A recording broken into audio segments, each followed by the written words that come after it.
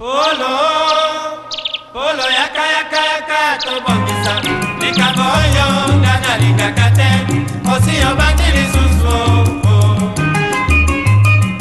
Polo, polo kanga kabote bata mokolo moko, olingi kaka sembilengi ya kisasa, oko kufa polo. Polo, polo tika tika tika maboko milai likambo yo. Na baninga oko samba bobo. Polo, polo lingi confiance kaka na basi. Baninga mibali yotala bango pamba. Oko beba polo.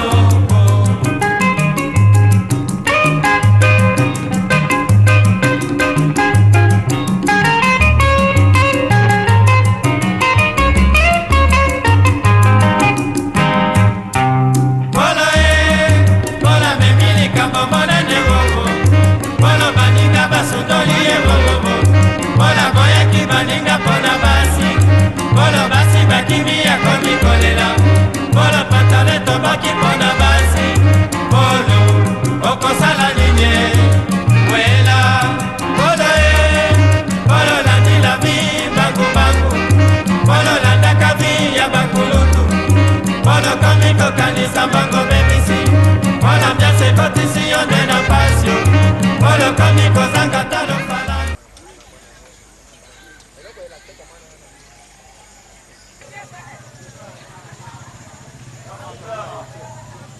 À cette conférence qui a été préparée sûrement par des grands cadres également académiques.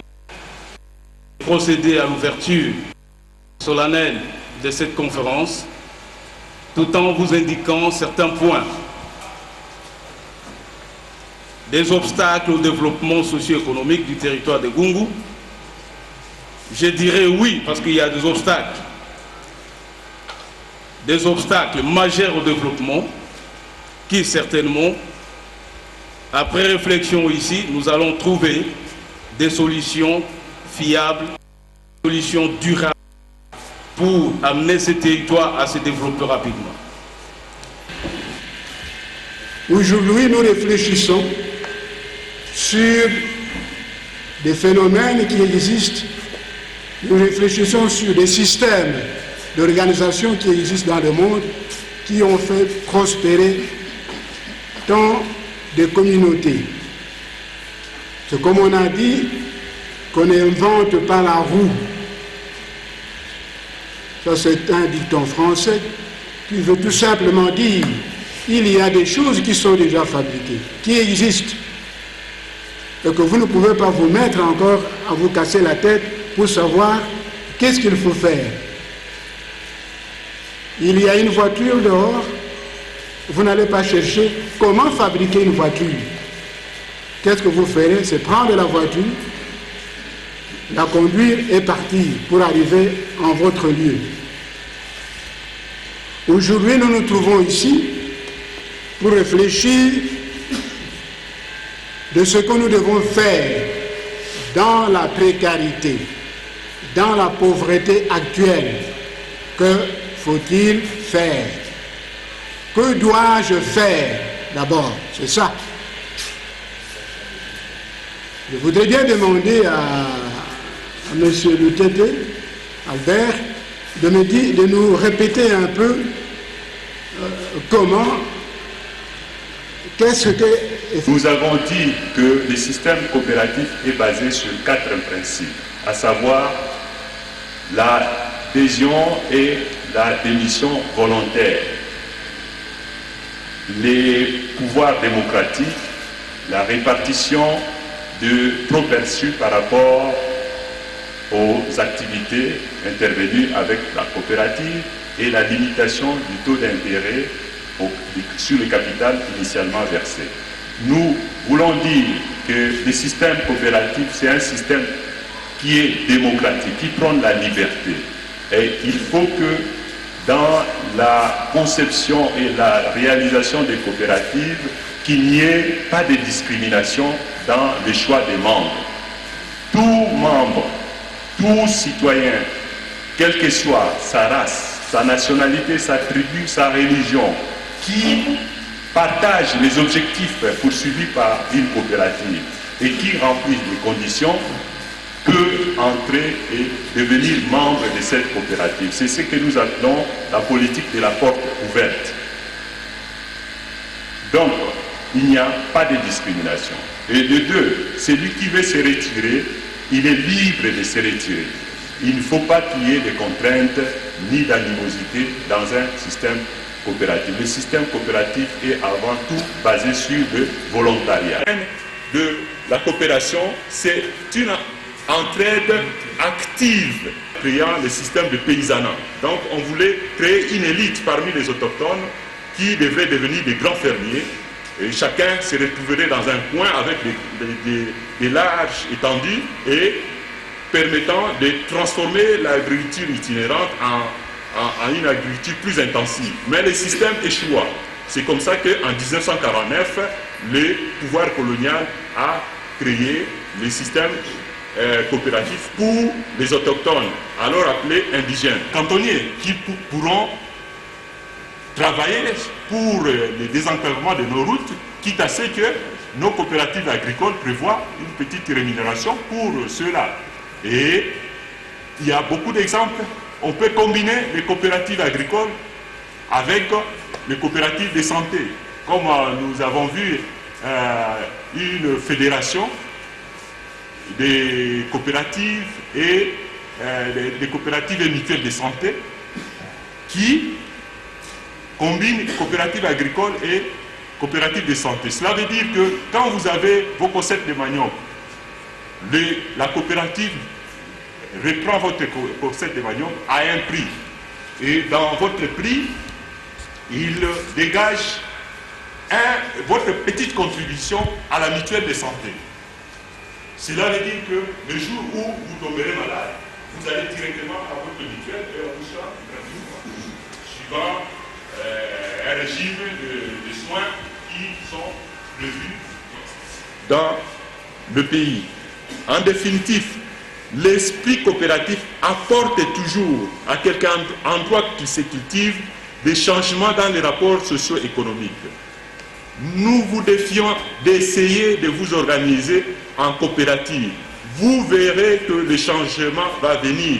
Rien que le fait de se retrouver en assemblée pour examiner vos problèmes existentiels, c'est déjà un premier pas pour la solution. Parce que vous contraindrez à ce moment-là que l'autorité aussi à tenir compte des problèmes que vous avez déjà examinés et des solutions que vous avez déjà à traiter.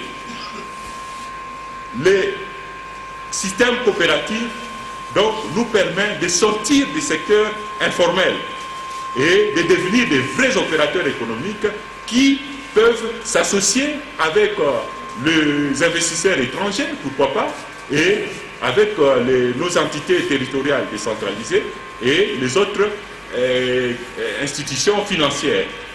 Et nous suggérons aussi le système coopératif parce que c'est un système qui engendre la paix. Pourquoi? Parce que dans l'Afrique précoloniale, nous avions l'habitude des palabres. Sous l'arbre à palabres, nous épuisons tous nos différends. Et en créant des coopératives, cela nous permet de créer des havres de paix où nous pourrons discuter sur nos problèmes et avoir une nouvelle façon de voir, une autre vision de la vie, une autre vision de nos problèmes, parce que nous aurons examiné et cherché à adapter des solutions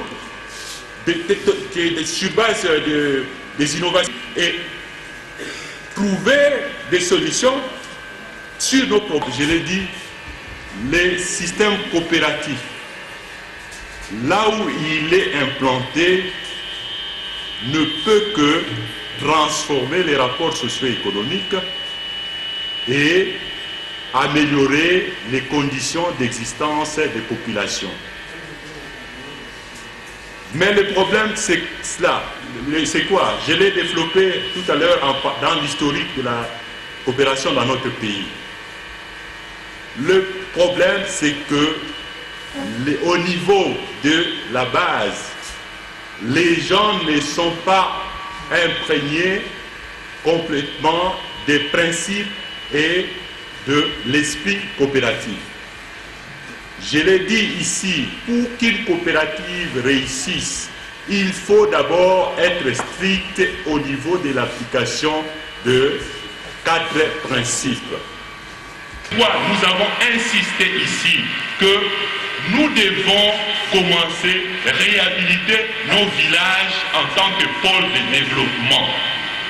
Dans nos villages, nous devons commencer à nous unir, à créer des groupes pour résoudre nos problèmes existentiels. Et c'est dans cette optique que nos coopératives seront efficientes. C'est l'effort personnel. Et je me rappelle, le jour où il a donné, hier, il a parlé de l'esprit puritain. Il faut avoir cet esprit-là. Je ne sais pas si beaucoup ont compris qu'est-ce que c'est l'esprit puritain. C'est un terme qui vient du puritanisme. Le puritanisme, c'est quoi? Le puritain, c'est les membres d'une communauté presbytérienne, pourquoi les protestants peuvent se retrouver, qui était hostile à l'église anglicane. Et l'église anglicane était liée à l'État. Et la plupart des puritains anglais ont immigré, ils ont quitté l'Angleterre au XVIe siècle, et puis ils sont partis en Hollande, et de la Hollande, ils sont partis en Amérique au XVIe siècle. Et là, ils ont créé des communautés. Et ils avaient la rigueur dans leur vie, basée, fondée sur les Écritures. C'est ainsi qu'en Amérique, on vous dit de la société américaine où l'éthique américaine est fondée sur le puritanisme, l'esprit puritain, fondé sur la démocratie, il a parlé de la démocratie ici, fondé sur la liberté, il a parlé de la liberté. Pour vulgariser les systèmes coopératifs. Vous savez, la vision de 5 chantiers de la République offre la possibilité aux populations de prendre en main leurs affaires afin de résoudre leurs problèmes existentiels dans leur milieu et de devenir des agents de développement et de l'amélioration du bien-être collectif. Les systèmes coopératifs, nous voulons que dans les territoires de Gungu, nous puissions rapidement installer des coopératives au niveau des villages ou des regroupements de villages, des coopératives agricoles et des coopératives de consommation afin de permettre de booster la production agricole et donc le revenu des populations rurales. Cela permettrait de créer une autre forme de coopérative, des coopératives d'épargne et de crédit et d'investissement qui permettront de saisir et d'investir dans les autres secteurs concernant l'eau, l'électricité, le logement, et la santé et l'éducation. Et cela, de cette façon, les populations rurales pourront prendre en charge les secteurs vitaux de leur économie et participer rapidement à la modernité, à l'évolution des structures économiques dans leur contrée. Nous savons déjà qu'avec le niveau exceptionnellement élevé des investissements publics et privés que nous enregistrons dans le pays, les effets de la croissance se font déjà sentir dans les villes. Et pour qu'ils atteignent rapidement les milieux ruraux, il faudrait que au niveau de chaque village, de chaque entité territoriale décentralisée, qu'on crée des coopératives permettant de canaliser cet effet, les effets de la croissance jusque dans les milieux ruraux. Et voilà ce que campagne de vulgarisation sur la doctrine coopérative que nous avons menée au niveau du territoire de Gungu. Comment vous avez trouvé l'attention des participants dans la salle? Oui, les participants étaient très intéressés et ils ont compris pour une fois qu'ils ne peuvent plus rester dans l'attentisme parce que le système coopératif est basé sur l'effort personnel. l'aide à soi-même. Ils doivent commencer dès aujourd'hui à trouver des problèmes, à réfléchir et à trouver des solutions à leurs problèmes existentiels. De cette façon, le gouvernement et les autres bailleurs de fonds et investisseurs viendront en appui à leurs efforts pour booster la production, notamment agricole, dans leur territoire et le revenu et le bien-être collectif. Merci. Merci. Nous passons au troisième thème que nous avons développé sur ce plateau, l'apport du système coopératif au processus de la décentralisation. Monsieur Albert Rutetemvemba, vous avez la parole. Oui, nous sommes heureux de constater que de nos jours, toutes les stratégies de développement socio-économique dans notre pays réservent une part prépondérante à la participation des populations dans l'action de développement. Donc, l'optique de développement communautaire fait du chemin. D'ailleurs, la vision de 5 chantiers de la République constitue une opportunité aussi aux populations de prendre en charge leurs problèmes existentiels afin de pouvoir participer activement en tant qu'agent de développement. Et au niveau du gouvernement, les documents de stratégie de croissance et de réduction de la pauvreté initient la promotion des communautés de développement communautaire. Et puis, il y a des associations de développement des villages et effectivement des sociétés coopératives et mutualistes. Et donc, nous évoluons de plus en plus vers l'optique de développement communautaire où les populations, jadis œuvrant dans les activités de survie dans les secteurs informels et dans le monde rural, se dotent des structures coopératives pour permettre d'améliorer leur situation, d'avoir des structures de gestion qui leur permettent d'être des vrais opérateurs économiques et des partenaires de l'État. Donc, au milieu rural, les gens peuvent se constituer en coopérative pour leur intérêt. Oui, au niveau des villages et des regroupements des villages, notre pays étant un pays à vocation agricole, il faudrait constituer et continuer à développer les coopératives agricoles. C'est de ces coopératives agricoles qui permettront aux paysans de relever leur niveau de production et de revenus. C'est à partir de cela que les revenus étant élevés, ils peuvent créer alors des structures, des sociétés, des coopératives d'épargne, de crédit et d'investissement, et alors investir dans les différents secteurs de leur milieu, de leur contrée, dans les secteurs de l'eau, de l'habitat, selon leurs besoins, la santé, de tous les besoins vitaux. Et dans cette optique, particulièrement en ce qui concerne la stratégie de la microfinance, elle ne peut que réussir, c'est que si elle est accompagnée par l'implantation des sociétés coopératives. Parce que sans cela, on reviendra au système datant où les crédits étaient attribués à des gens qui n'en avaient pas besoin, et alors que les vrais producteurs n'avaient pas de crédits. Mais avec des sociétés coopératives... le mauvais souvenir de la Sofidé. Et tout, les CADECO, banques de crédit agricole et tous les autres banques de développement qui ont fait faillite. Parce qu'il n'y avait pas de structures au niveau coopératives qui peuvent répartir, distribuer ces crédits avec équité. Et aussi, nous sommes en Afrique. Quand les coopératives donnent des crédits, les emprunteurs subissent la pression du groupe. Si c'est au niveau du village, tous les autres villageois se rendent compte que telle personne a pris de l'argent. Vont suivre le modèle. Il n'est pas en train d'investir ou il est en train d'investir effectivement. Donc il y a... Oui, monsieur le professeur a une idée. Voilà lingi confiance kaka na basi baninga mibali yotala bango pamba okobeba polongo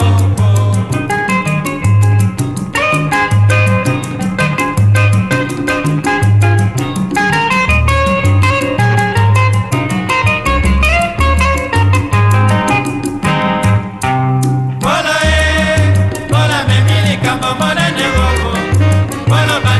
basundoli ye bobobo mpola boyaki baninga mpona basi mpolo basi bakimi ya komi kolela mpolo patale toboki mpona basi mpolo okosala nini wela mpolo ye mpolo landila vi bangubangu mpolo landaka vi ya bakulundu mpolo komi kokanisa bango bebisi mpolo mbiase kotisi yo nde na pasio mpolo komi kozanga ta